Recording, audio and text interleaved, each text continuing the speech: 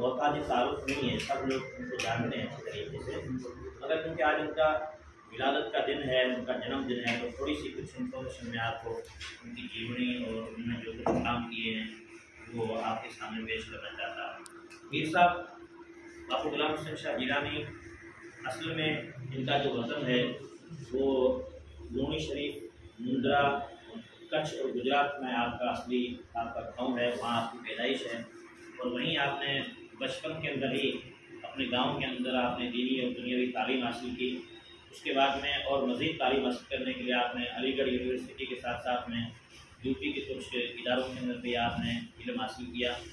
वहाँ से इल्म हासिल करने के बाद में लूणी शरीफ के अंदर हमारा एक बहुत बड़ा हिंदुस्तान का एक बहुत बड़ा इदारा है फैज़ अख्तरी लूणी शरीफ। उसके आप तकरीबन 10 से 12 साल तक आप वहाँ शेखुल हदीस रहे और सैकड़ों बच्चों को आपने दीनी और दुनियावी तालीम से आरास्ता किया। आपके जो फादर थे पीर सैयद कुतुब आलम शाह जिलानी, इनकी मज़ार सुलह शरीफ के अंदर थे।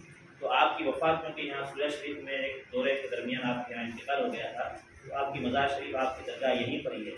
तो हज़रत का एक दिल में एक ख्वाहिश थी कि जहाँ मेरे वालिद साहब का मज़ार है वहीं पर एक स्कूल और एक इदारा और एक संस्था कायम की जाए, ताकि ये जो पश्चिमी राजस्थान का जो इलाका है, क्योंकि यहाँ इल्म की कमी थी, तो आपने यहाँ इदारा कायम किया।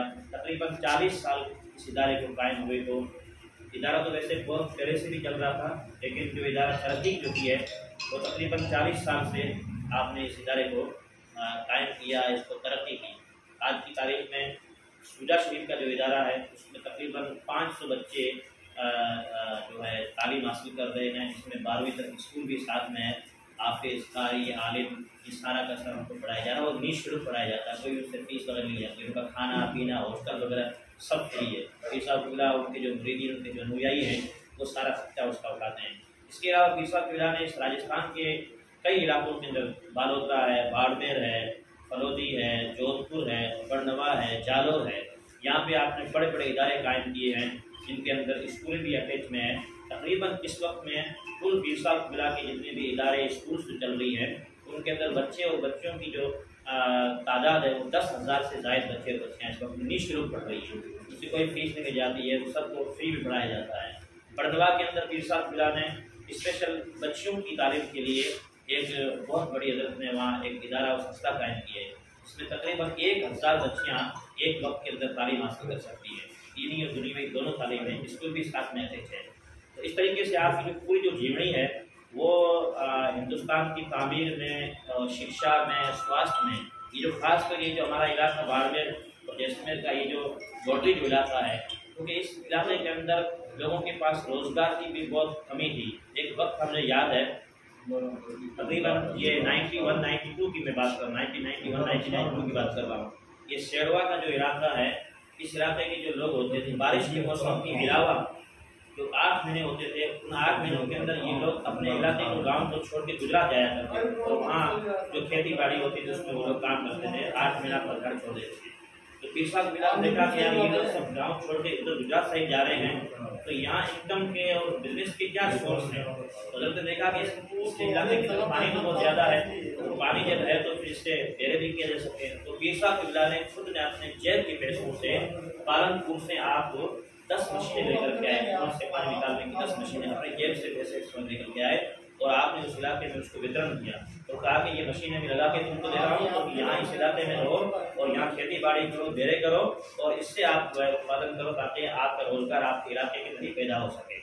अलहमदुलिल्लाह वो 1991 बराबर की बात है, तब से लेकर के आज तक जो शेरवा है, ये हमारा जो इलाका है, ये सानी कश्मीर बना हुआ है। चारों फसलें यहाँ हो रही हैं, लोग अलहमदुलिल्लाह खुशहाल हैं।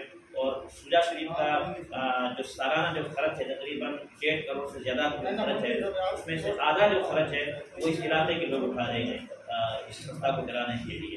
तो इस तरीके से पीसाबिल्ला ने राजीव गांधी स्कूल ये जो संस्था थी हमारी जो इस इलाके में, क्योंकि यहाँ स्कूलों की बहुत कमी थी और लोग क्योंकि बच्चियों को खास करके पढ़ाने में झिझक महसूस करते रहे, तो ये राजीव गांधी स्कूल वाली ये जो स्कीम आई थी, तो पीसाबिल्ला खुद ने शेरवा के कई ऐसे गाँव के अंदर हजरत ने खुद ने इन कार्यक्रमों के अंदर शिरकत की और टीचर्स को आप गाँव के अंदर लेके गए और वहाँ जाकर के उनको शाखाएँ खुला के दिया आपने। तो आज अलहमदुलिल्लाह वहाँ पे बहुत सारे सैकड़ों की तादाद में जो बच्चे हैं वो स्कूलों से जुड़े हैं, बच्चियाँ भी स्कूलों से जुड़ी हैं। तो शिक्षा, स्वास्थ्य, रोजगार और मुल्क की तरक्की में पीर साहब क़िबला का बहुत बड़ा योगदान रहा है।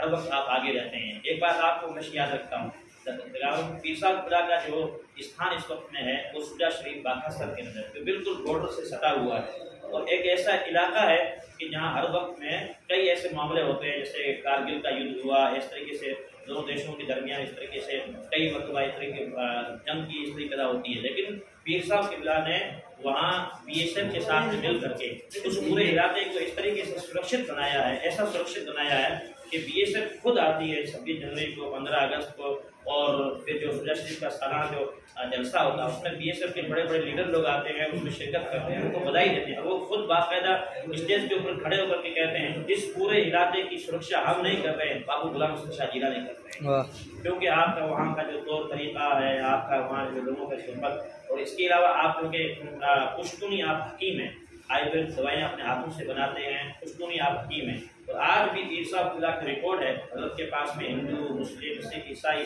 सारी 36 कौम के लोग आते हैं और पीर साहब क़िबला उन सबको दवाई फी सबीलिल्लाह ने निःशुल्क उनको दवाई लिख करके देते हैं, तो निःशुल्क उनका इलाज करवाते हैं। जितना हो सके गरीबों की हेल्प करना, हॉस्पिटलों की एडमिट करवाना, यतीम गरीब बच्चों को संस्थाओं के अंदर भर्ती करवाना, ये पीर साहब क़िबला की सारी ज़िंदगी आपकी इसी में गुजरी है। हिंदुस्तान का जो इस्लामिक धर्मगुरु जितने भी हैं उनमें से पहले एक ऐसे व्यक्ति हैं जो रात और दिन देश की खिदमत के लिए, कौम की खिदमत के लिए सफ़र करते हैं, न सोने का ध्यान रखते हैं, न खाने का ध्यान रखते हैं, बस इसी में रात दिन लगे रहते हैं, शिक्षा को बढ़ाने के लिए, कौम की तरक्की के लिए। आज उनका यौम विलादत है, उनका जन्मदिन है।